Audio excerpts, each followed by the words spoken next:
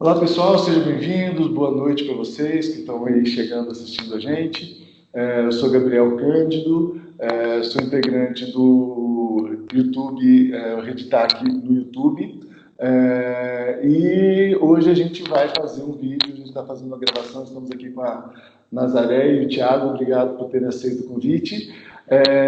Eu queria começar pedindo desculpas pela demora em lançar novos vídeos. Inicialmente, a nossa proposta era fazer grupos, fazer vídeos mensais, mas agora a gente está fazendo uma reformulação e a intenção agora, a nossa proposta é fazer vídeos a cada 2 meses. Então, por isso esse atraso aí, esse tempo de 2 meses desde o nosso último vídeo.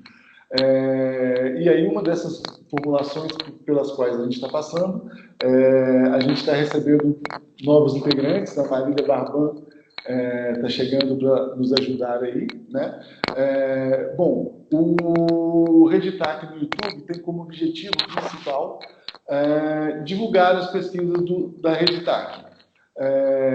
A proposta é apresentar todos os subgrupos da Reditac, contar um pouco sobre as pesquisas que o grupo vem fazendo, sobre as diferentes propostas que a gente tem aqui dentro desse grupo. E hoje a gente vai falar um pouquinho sobre os trabalhos feitos no subgrupo Pesquisa Teórico-Reflexiva, que eu acho que esse vai ser talvez o primeiro ponto para a gente discutir, né? Um pouco sobre esse nome. Mas antes eu queria passar para a Nazaré e o Thiago se apresentarem um pouquinho, pode ser?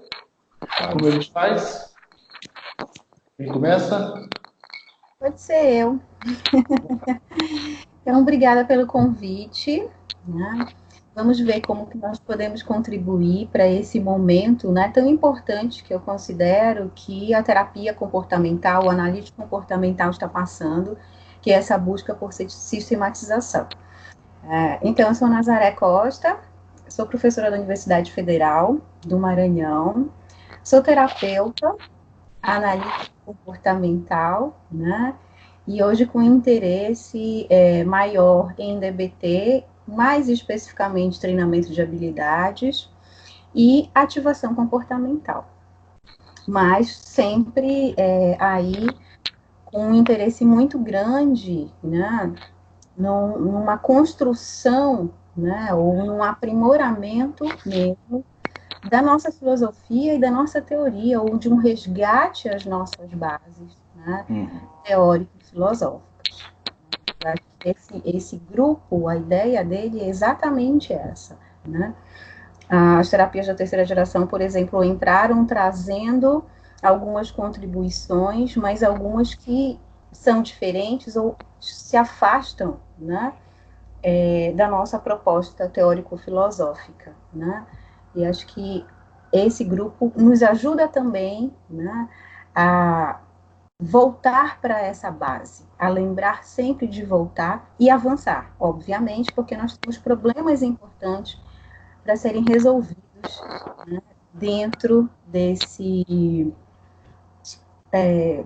dentro especificamente, né, da teoria, da análise do comportamento, dos conceitos, né, que a gente precisa avançar.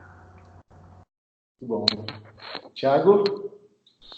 Vamos lá, então. Boa noite a todos. Obrigado, então, pelo convite para que a gente esteja falando aqui desse tema, que é um tema que eu sou apaixonado. Assim. A ideia de pesquisa teórico-reflexiva envolvendo a prática clínica é parte daquilo que me mobiliza, que me motiva para as coisas. Meu nome é Thiago Ferreira, eu sou professor da Universidade Federal da Bahia, do mestrado e doutorado acadêmico lá também, e sou coordenador do grupo de pesquisa e análise de comportamento, subjetividade e cultura na mesma instituição. Acho que durante um pouco mais de 10 anos eu fui um terapeuta, terapeuta analítico comportamental, com interesse grande em influências da FAP, da ACT, e mais recentemente eu tenho me dedicado exclusivamente à universidade e à pesquisa sobre a clínica, sobre a análise de comportamento clínica.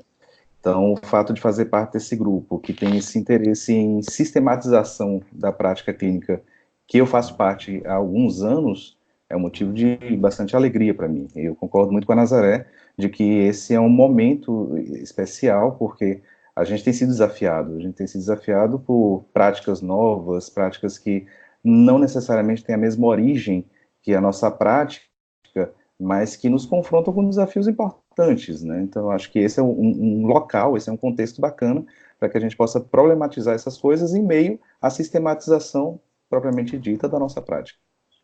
Muito bom. Então, a gente tem tudo aí para fazer uma discussão legal sobre quais são as possibilidades de pesquisa mesmo, né? De possibilidades para conhecer exatamente a nossa própria prática, né? Que é uma coisa que muitas vezes fica perdido em meio à quantidade de novidade que vem surgindo. Então, a gente pode, às vezes, se perder aí diante dessas possibilidades todas, né? Mas legal. Vamos começar falando, então, sobre as pessoas que participam do grupo, pode ser? Quantas pessoas tem? Quem são as pessoas que fazem parte desse subgrupo? Como está sendo organizado hoje? Bom, posso falar um pouco sobre isso. O grupo, inicialmente, ele foi construído a partir de rede social digital, né? Porque como a proposta original da Reditac é que você possa integrar pessoas de lugares diferentes, dentro e fora do país, inclusive, então a maneira mais útil foi se utilizar da rede social digital para que a gente fizesse isso. Então se fez um grupo grande aí de WhatsApp e as pessoas foram aderindo a esse grupo, dependendo do seu interesse, pelo tema que estava enunciado em um título, inclusive um título que tem sofrido mudanças. E nessa primeira adesão, a gente tem entre 25 e 30 pessoas que estão nesse grupo, e o fato delas estarem lá diz respeito ao interesse delas. Interesse, talvez, em pensar de uma maneira mais teórico-conceitual as práticas clínicas analítico-comportamentais. Isso não quer dizer que entre 25 a 30 pessoas estão ativas nesse processo. A gente teve algumas reuniões, e essas reuniões tiveram presença variada de pessoas, né? Então, hoje, assim, uma das finalidades também dessa divulgação é dizer, olha, estamos aqui, se você quiser chegar, tem espaço para que você possa trabalhar junto com a gente, e quem já está no grupo, tem bastante espaço para a gente trabalhar. Eu espero que hoje a gente torne um pouquinho mais claro qual é o propósito desse grupo, para que as pessoas possam chegar perto. Afinal, o propósito de uma rede, em última instância, é unir pessoas, né? Com um propósito comum. Sim, muito bom. Você começou já falando dos propósitos, vamos passar para isso então. A gente já começou falando, né, ao longo das nossas apresentações, o propósito do grupo de pesquisa, desse subgrupo, acabou sendo já mencionado, mas vamos voltar um pouquinho mais nesse assunto, vamos tentar aprofundar um pouquinho mais. Qual que é o objetivo do grupo, então, né? Por que ele foi fundado? Por que um grupo de terapia vem se preocupando em discutir questões teóricas, questões conceituais da própria terapia? A Nazaré sugeriu que eu começasse falando sobre isso, né? Se quiser, eu começo, então. Eu só queria mudar de ideia, não para falar do objetivo especificamente, mas assim, respondendo a pergunta, por que esse grupo é importante? Por que isso foi pensado, né? Isso é fundamental porque não existe prática sem teoria, né?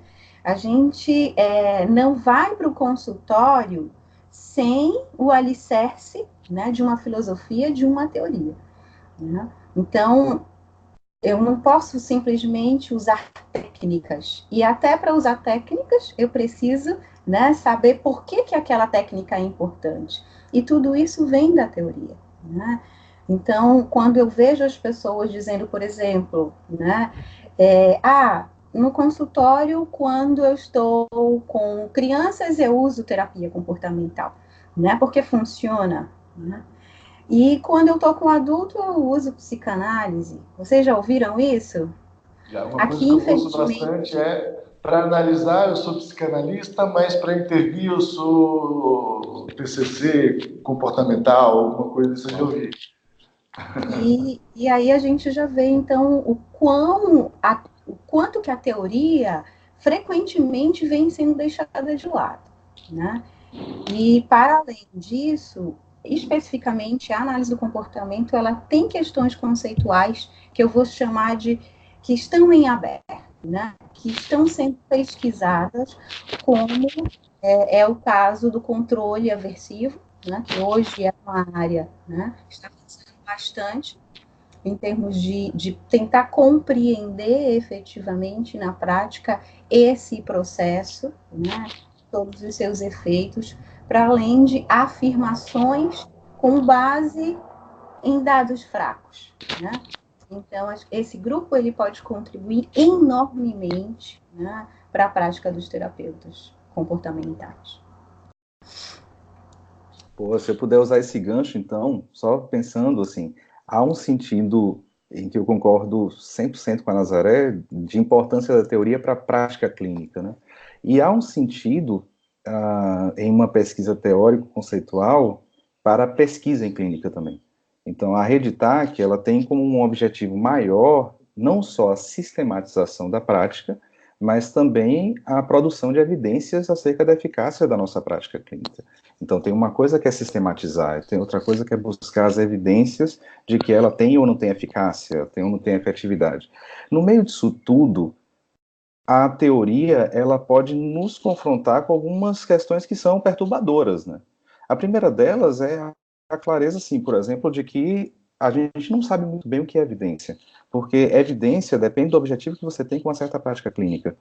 Então, esse grupo, ele tenta trazer à tona que a mera produção de dados não produz uma sistematização e também não produz uma verificação de eficácia. Os dados, eles são necessários, mas a inteligibilidade deles vem de um entendimento que ocorre via explicação teórica.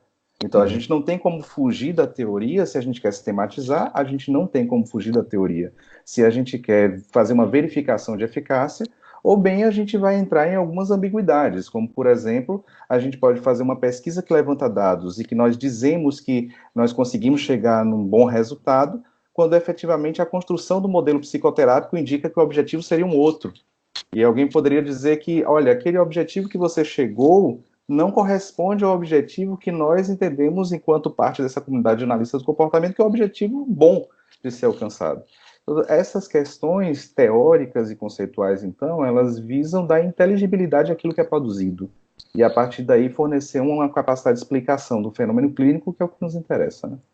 Sim, e aí nesse gancho, uma questão que acaba surgindo também é como verificar a efetividade, né? A partir de quais instrumentos, de quais ferramentas a gente, a depender, claro, da teoria, né, de questões filosóficas, como é que a gente identifica ou registra, ou observa, ou aplica testes, como é que a gente considera que aquele dado de fato está representando uma mudança efetiva de comportamento, ou né, qual critério eu vou usar para definir a eficácia da intervenção, né? Então, a teoria acaba permeando a leitura do que está acontecendo, né? A teoria não é só aquilo que está no livro, mas é aquilo que a gente usa para dar sentido para os dados que a gente tem, né? Ele acaba sendo algo que perpassa o uso de técnicas, que perpassa toda a prática clínica, né? De uma maneira geral. E o que o grupo como o grupo se desenvolveu aí, né? Até chegar na nossa gravação de hoje, o que o grupo já produziu? Qual o caminho que o subgrupo já trilhou, né? Então, Thiago, eu estava lembrando, né, dos 3 braços ou 3 ramos que existem. Eu acho que agora a gente poderia falar um pouquinho desses 3 braços, né? Sim, acho que o primeiro produto que o grupo teve foi um projeto, né, um mini projeto de pesquisa, e nesse projeto, como a Nazaré falou, existiram 3 ênfases distintas, 3 braços distintos. Vou falar de um deles, e aí, como em cada um desses braços, acho que um de nós teve uma influência maior, eu acho que cabe que cada um fale do que participou mais ativamente, assim. Um braço que eu pude acompanhar de maneira mais próxima e propor também coisas se refere a um campo que eu tenho chamado de normatividade clínica. O que é que isso quer dizer? Isso quer dizer que toda a prática clínica, ela tem, de uma maneira mais explícita ou menos explícita, uma intencionalidade, um objetivo. Alguns modelos de intervenção psicoterápicos, eles têm uma intencionalidade mais explícita. Por exemplo, a terapia de aceitação e compromisso comumente diz que o objetivo é gerar flexibilidade psicológica. Alguns grupos de terapeutas poderiam dizer que o objetivo é que, ao final do processo terapêutico, o sujeito possa aprender a fazer a sua própria análise funcional e utilizar isso de uma maneira adequada, um certo grau de autoconhecimento funcionalmente embasado. Outro grupo de terapeutas pode simplesmente dizer que o objetivo da prática clínica é que ele volte ao que era antes de começar o estado que o levou à prática clínica, e dizer que isso é significância clínica. Existem possibilidades diversas. Então, a primeira coisa que a gente pretende investigar com esse braço do grupo é quais são os nossos objetivos enquanto clínicos. E aí há uma questão delicada, porque é óbvio que, em um certo sentido, para cada caso, nós estabelecemos alguns objetivos, isso é óbvio. Então, para Fernando, para Maria, para Carlos, quando a gente atende, a gente constrói a partir da demanda dele, a partir daquilo que ele traz, a partir da noção dele de sofrimento e de vida, quais seriam os objetivos clínicos. Mas, ao mesmo tempo, seria uma ingenuidade achar que a gente chega para esse sujeito despido de uma intencionalidade que o próprio modelo clínico já traz. Então, seria muito ingênuo pensar que a terapia analítico-comportamental já não comporta na sua própria construção algum valor que ela diz que é um valor a ser alcançado. Então, quando a gente age sem ter consciência de qual é essa intencionalidade que o próprio modelo clínico já traz, a gente chega ao cliente dizendo que cada caso é um caso, mas a gente não discrimina bem quais são as variáveis que controlam o nosso próprio comportamento, porque a teoria nos controla, e a teoria que monta esse modelo clínico nos controla também. Então, se a gente consegue ter uma clareza acerca de quais são os nossos objetivos, isso muda um pouco a nossa definição de eficácia, porque, em um certo sentido, eficácia diz respeito à capacidade que um certo modelo clínico tem de alcançar certos objetivos. E se a gente, por exemplo, importa a pirâmide de evidências de eficácia da medicina sem pensar se a nossa noção de objetivo último pode ser alcançado por aqueles métodos, a gente simplesmente replica o que outra área faz sem questionar a nossa prática. Então, por exemplo, numa visão mais crua da pirâmide de evidências da medicina, o ensaio clínico randomizado controlado estaria lá como um dos grandes critérios para saber se nós temos ou não evidência de uma certa prática clínica. Mas será que esse método se adequa àquilo que nós consideramos que é o que se espera ser alcançado por uma prática clínica? Essa não é uma pergunta empírica. Uma pergunta empírica, ela pode me ensinar como chegar a um certo objetivo, mas não me dizer por que eu devo escolhê-lo. Esse é o tipo de pergunta que nós fazemos a partir de uma discussão que é teórica e que é política ao mesmo tempo. Então, quando a gente começa a pensar que tipo de evidências nós queremos, a gente tem que pensar também quais são os objetivos que nós desejamos alcançar. Esse grupo, então, ele se propõe a investigar o que é que nós esperamos que aconteça ao final de uma intervenção. E dentro desse objetivo que é mais global da uma prática clínica, como é que isso pode se desenhar em objetivos mais locais, com cada um dos sujeitos que se apresentam ao nosso grupo? Há dentro disso também um trabalho empírico importante, por exemplo, de levantamento do que é que até então tem sido considerado como objetivo. Então, uma parte desse grupo já tem começado a fazer um levantamento de textos de aplicação prática de uma intervenção psicoterápica considerada analítico-comportamental, para ver se consegue depreender desses textos o que é que os terapeutas estavam esperando alcançar. E se aquilo que eles esperam alcançar é coerente com a nossa defesa enquanto teóricos da análise do comportamento. Grosso modo, eu acho que é esse o braço que fala sobre normatividade clínica, ou seja, é aquele que estuda a que se destina a nossa prática clínica para que depois a gente possa pensar qual é o método que avalia se a gente chegou lá ou não. Certo, então esse é um dos projetos desse, na verdade, um dos braços desse projeto do grupo de pesquisa teórico reflexivo, né?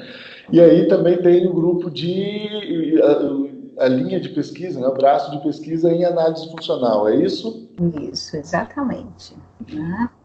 Então, há alguns anos, não vou conseguir lembrar exatamente quando, né? eu já comecei a me preocupar, né, não só por ver a dificuldade dos alunos em elaborarem análise de contingência no estágio, né, mas por ver na literatura o que eu considero problemas teóricos, né, dentro da elaboração de análise de contingências e sentir falta também de elementos importantes considerando a evolução da análise do comportamento enquanto uma ciência, né? E então a ideia, né, é a gente ver não só os problemas, porque os problemas agora me parecem, né, que eles já estão mais claros para nós. O Jean recentemente publicou 2 artigos, agora em 2019, né, com alunos, né, alunos de mestrado dele, mostrando claramente os problemas identificados em análise de contingências em trabalhos publicados, né? Então, para além de mostrar problemas, a gente quer discutir por que eles são problemas, né? E a ideia, e aí eu vou voltar já, e a ideia, por que eles são problemas baseado na nossa teoria e na nossa filosofia, né? E pensar, então, em como resolver esses problemas. Por exemplo, um problema. Onde colocar, né, na análise de contingência, eu estou trazendo essa questão porque é um ponto de discordância já entre o Jean e eu, né? Onde colocar na análise de contingência a resposta, uma resposta encoberta. Né? Para mim, considerando o que eu tenho de conhecimento da filosofia skinneriana, né, e da análise do comportamento, eu colocaria como antecedente e como resposta, né? E aí fazendo a análise adequada quando, né, ele está como antecedente, funcionando como um estímulo ambiental, como uma parte das variáveis controladoras da resposta, né? Mas eu também posso, sendo consistente, coerente teoricamente com o Skinner, né, colocá-lo como uma resposta, né, pensar em algo, sonhar e colocar aqui. O Jean discorda disso. E por que a gente discorda? Onde que está a fundamentação para a gente discordar ou sustentar, né? E aí, voltando para a prática clínica, é relevante colocá-lo como resposta em algumas situações, por exemplo? Quando seria relevante? E aí, pegando um pouco da nossa conversa antes, então é refletir sobre questões, né, que não estão definidas claramente, né, dentro da nossa literatura de base aí, inclusive para formar novos terapeutas, né? É uma grande dificuldade, porque você tem uma variedade de formas de apresentar e de elaborar efetivamente a análise de contingência. E essa é uma questão bem interessante, porque existem muitos textos dizendo que análise funcional é um critério até definidor da prática do analista do comportamento. Exatamente. Se não existe uma concordância da área sobre como se faz isso, a gente está num certo impasse, né? No certo não, está sendo bonzinho agora. A gente está com um problema enorme nas mãos. Ela é considerada o instrumento definidor, né, de qualquer prática em análise do comportamento. Então, a gente se deparar com esses problemas agora, claramente, a ideia agora é fazer alguma coisa, no mínimo, para minimizá-los. Né? E discutindo com base no que a gente tem e pensando em avançar, né? O que colocar em cada uma das colunas de antecedente, resposta consequente, fundamentando por que colocar e por que não colocar. E por que usar 3 colunas, não 4, 5, 6? Sim, a gente também, na verdade, assim, quando eu falei 3, porque antecedente... Sim, é o mais comum, né? Porque a gente vai encontrar, na grande maioria da literatura, tríplice contingência. Mas eu posso fazer 3 colunas, mas eu colocar na coluna de antecedente estímulo condicional e estímulo contextual, e eu tenho uma contingência de 4 e de 5 termos. Né?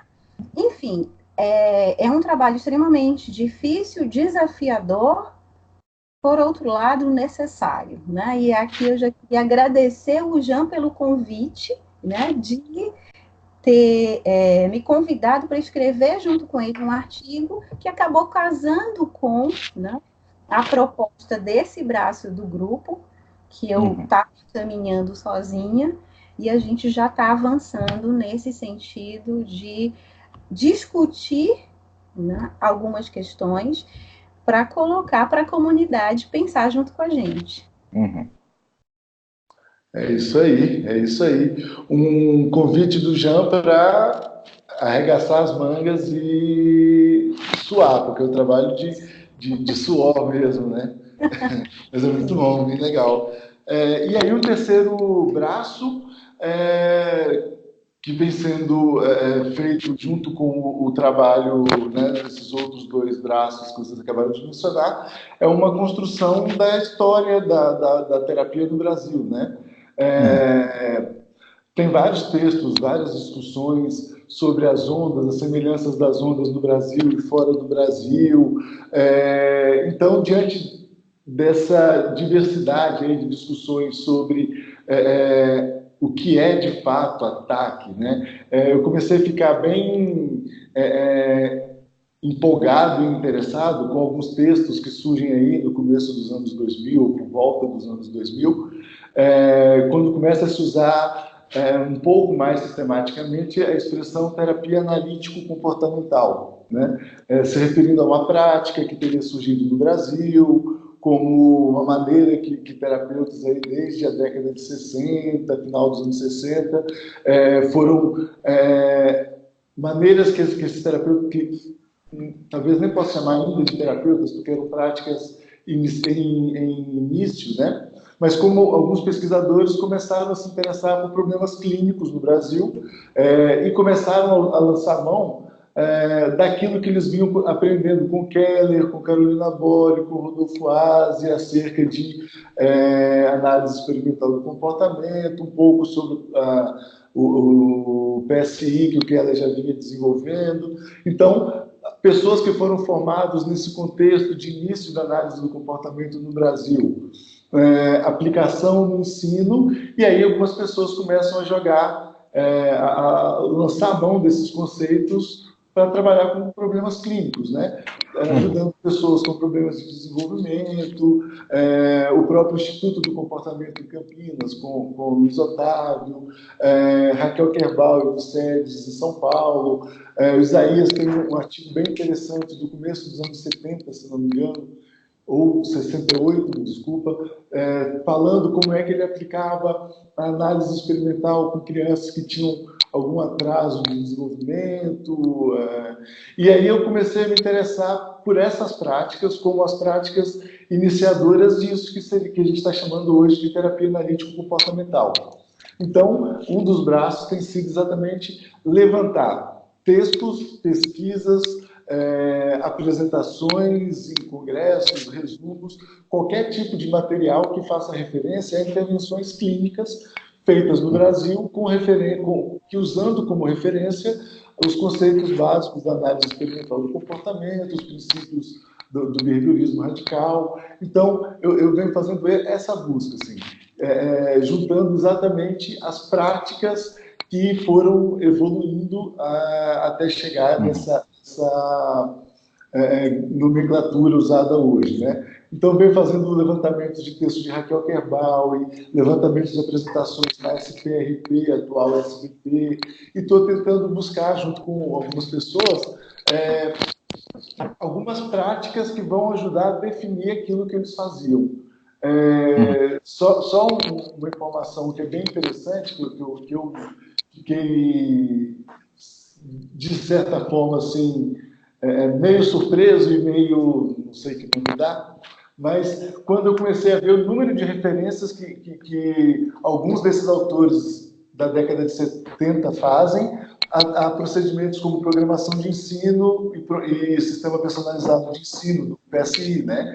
Então, como essas práticas que foram desenvolvidas no Brasil, em Brasília, 64, 65, como essa formação inicial que analistas do comportamento brasileiros tiveram em Brasília, em São Paulo, na aplicação dos conceitos para o ensino, foram gerando também uma maneira de olhar para o comportamento em contexto clínico, e não só olhar para o comportamento, mas estabelecer formas de ensinar comportamento. Então, as práticas de ensino de comportamento na escola acaba sendo muito citado também nesses primeiros textos que eu consegui localizar até no momento, como a literatura que foi muito utilizada para pensar como é que terapeutas poderiam ensinar comportamentos também em consultório ou até fora do consultório, como foi comum em alguns momentos. Então, esse seria um outro braço, né, desse grande projeto aí que a gente está elaborando e tocando, né? Ó, Gabriel, só desculpa te interromper, mas assim, acho que é uma coisa importante deixar marcado que esse braço ele tem uma função muito importante também nessa coisa da sistematização da nossa prática, que eu me lembro de um texto do Thomas Kuhn em que ele diz que se a história das ciências ela fosse colocada em um lugar para algo mais do que um repositório de anedotas, que isso mudaria a imagem que a gente tem da ciência. Então, se a gente consegue voltar esse passo atrás para poder entender qual o sentido que a análise funcional, por exemplo, teve na nossa construção enquanto terapeutas, qual o sentido da conexão que a gente tem com outros modelos teóricos e de intervenção, por exemplo, norte-americanos. Se a gente consegue recuperar isso, a gente consegue atribuir um sentido maior às práticas que a gente vem construindo hoje. Exato. Então, assim, acho que há uma interligação real entre esses três braços do grupo e um objetivo último, que é o de sistematização dessa prática, de produção de conhecimento nisso. São três braços que eles acabam se interligando, porque um estuda, talvez, aquele que é o conceito que é chamado como o conceito central da nossa prática, que é a análise funcional. O outro está mais preocupado com o que é que a gente vai considerar como evidência, ou como aqui se destina a nossa prática. E, por outro lado, esse revisitar a história acaba dando um sentido para a ocorrência de todas essas coisas, né? Então, acho que são três trabalhos que eles têm necessariamente que se interligar mesmo. Sim. E com isso você já está adiantando a minha última pergunta, que é os próximos passos, né? Então, já lanço a pergunta e a gente continua a conversa. Desculpa, Nazaré, você ia fazer... Eu queria complementar, né? Ouvindo você falar agora, né, desse braço, e complementando o que o Thiago acabou de dizer, é que, assim, o que a gente pode ter perdido de importante nesse percurso histórico de base?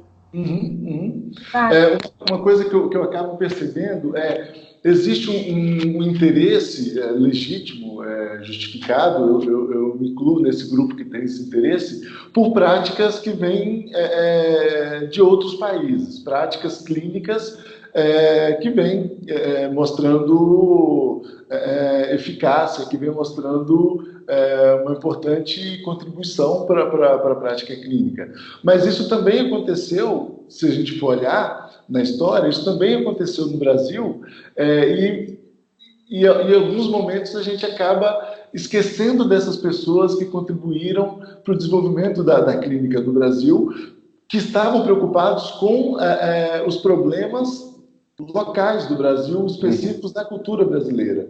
Então, quando a gente pega um modelo, um protocolo que vem de um outro contexto, de uma outra cultura, é sempre importante a gente pensar se aqueles resultados que foram encontrados na outra cultura também sejam encontrados aqui no Brasil, né? Então, essa é uma questão que sempre precisa ser, no mínimo, pensada, né?